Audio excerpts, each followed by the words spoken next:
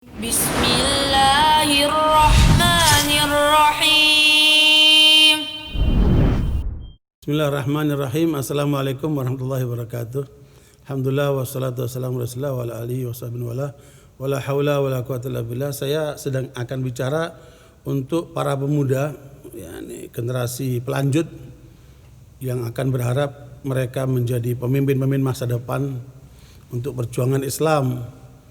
Dan tentunya saya tertarik dengan apa yang disampaikan oleh Pak Habibie sebelum beliau wafat rahimahullah. Dan ini semua untuk para pemuda muslim terutama, bahwa beliau katakan imtak lebih penting daripada iptek. Iman dan takwa, kata Pak Habibie, lebih penting daripada iptek, ilmu, pengetahuan dan teknologi. Karena itu saya akan memulai nasihat 5 poin untuk para pemuda, dan inilah yang menjadikan para generasi yang terdahulu itu hebat memimpin dunia.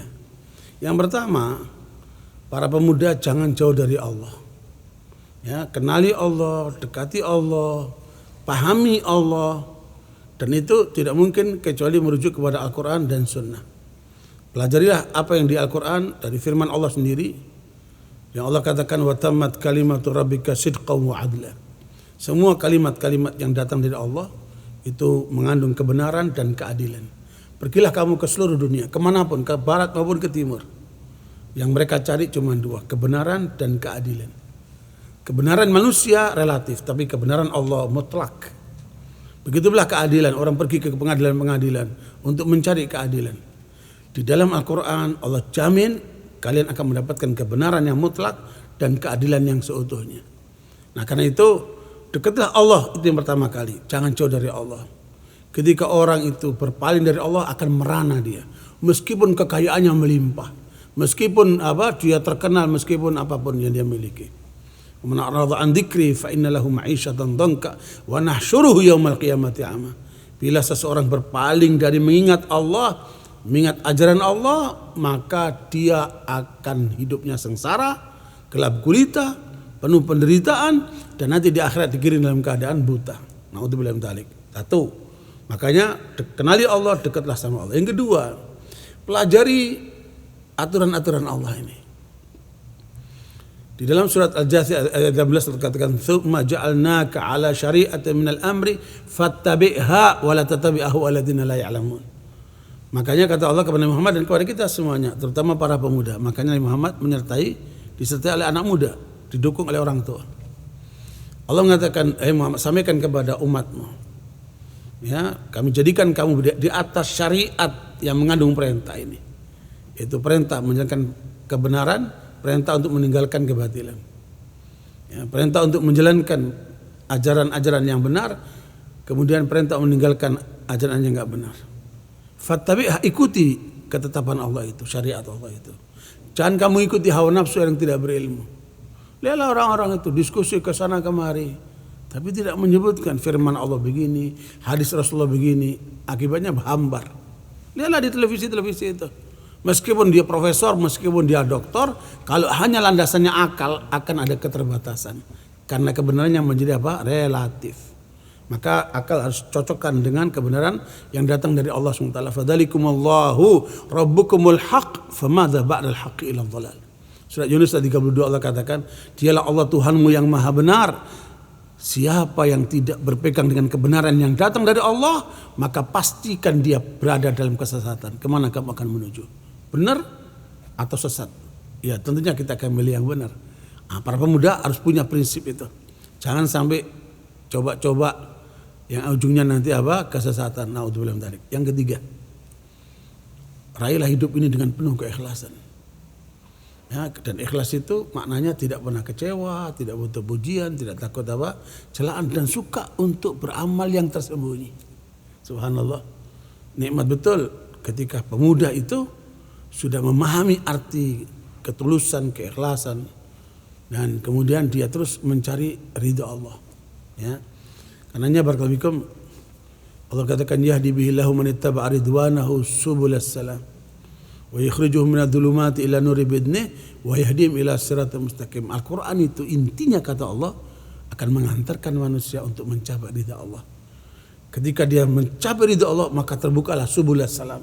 Semua pintu kedamaian, semua pintu kesenangan, semua pintu kebahagiaan. Dan akan dijauhkan dari kesesatan menuju jalan yang lurus. Dan Allah akan senantiasa memberikan kepada arah yang benar. Nah, barakallahu itu yang ketiga. Yang keempat, ikuti Rasulullah. Tidak ada manusia yang rinci tentang perjalanan hidupnya seperti Nabi Muhammad SAW. Makanya Michael Dahat menulis buku The 100, 100 tokoh besar dunia. Justru dia menempatkan Nabi Muhammad nomor 1. Pemuda-pemuda muslim jangan sampai tidak paham itu. Makanya Ahana Sution setelah membasmi PKI, dia ditanya oleh wartawan asing, siapakah idola Anda, wahai jenderal?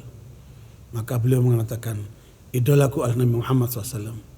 Wartawan asing ini bertanya, bagaimana Anda mengatakan seperti itu sementara Anda itu seorang jenderal? Dia tersenyum, dia mengatakan, jenderal-jenderal itu boleh hebat ketika perang, tapi tidak hebat ketika damai. Nabiku Muhammad SAW hebat ketika perang, hebat ketika damai. Itu kalilah kehidupan Nabi Muhammad SAW supaya kita hidup ini sukses sekalian. Yang kelima, konsumsilah yang halal, carilah yang halal. Persis seperti lebah. Lebah itu keluar dari sarangnya, ngung. Dia cari saripati bunga, dia tidak mengganggu bunganya. Kemudian dia sedot itu, kemudian dia proses jadilah madu. Subhanallah. Tidak ada sesuatu disebutkan oleh Allah yang menjadi obat dan penyembuh seperti madu. Luar biasa. Begitulah seorang pemuda keluar rumah yang dia cari yang baik-baik seperti dia cari saripati bunga. Ya, itulah yang halal. Jangan kamu menuju ke yang haram karena itulah yang menghancurkan manusia. Pemuda-pemuda jangan sampai terbawa dengan ungkapan mumpung masih muda, foya-foya, tua kaya raya, mati masuk surga. Dari mana cerita itu? Nah, itu bohong-bohongan aja itu. Ya, makanya mumpung muda, bangun duniamu dengan cara yang halal. Kemudian bagaimana yang halal ini untuk membangun akhirat, membahagiakan orang tua, menyenangkan masyarakat, membutuhkan. Wah, dahsyat.